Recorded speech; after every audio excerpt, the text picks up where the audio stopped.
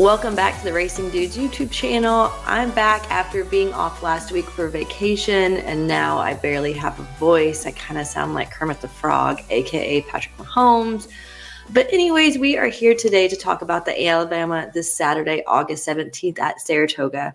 We have 8 fillies going 1 1/4 miles around the dirt track. I'm going to go over each of them briefly and then give my exacta pick. To start off, we have the number 1 Intricate. She has not had a win since the Goldenrod last November at Churchill Downs, where she beat Torpedo Anna by 5 lengths. She is the only horse to beat Torpedo Anna in her division. Since then, she's hit the board a couple of times. She does like to stay mid-pack and close, so that could help her a little bit with this added distance.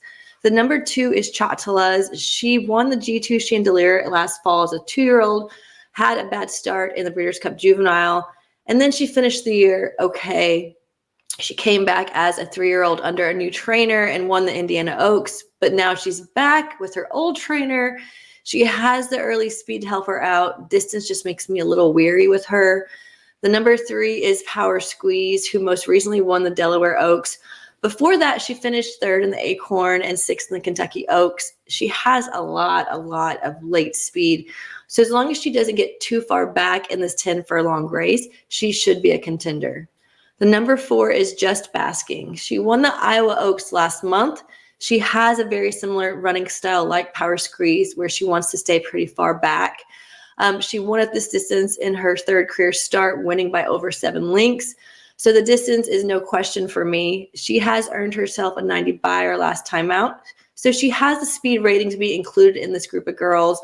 But there are much more classier horses in here than I think. The number 5 is America's Vow.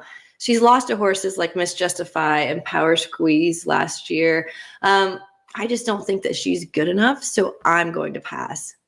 The number 6 is Miss Justify. She's won back-to-back. Used the Wilton as a prep, just like Randomized did last year. But I don't think that win was very impressive. All of her wins come from 1 mile or less.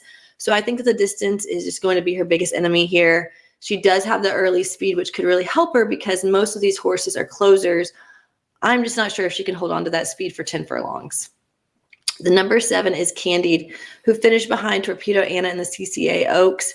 Because of that performance and her performance in the race before that, there's no question why she is the favorite in here. She is the one to beat, just like everyone else. Distance is a question, but she has a lot of grit. So if she gets a decent trip, she should win at a short price. The number 8 is Neon Icon. Had a very bad start in the Indiana Oaks. There was no match. Before that, she did win back-to-back. She also has won at 10 furlongs pretty easily.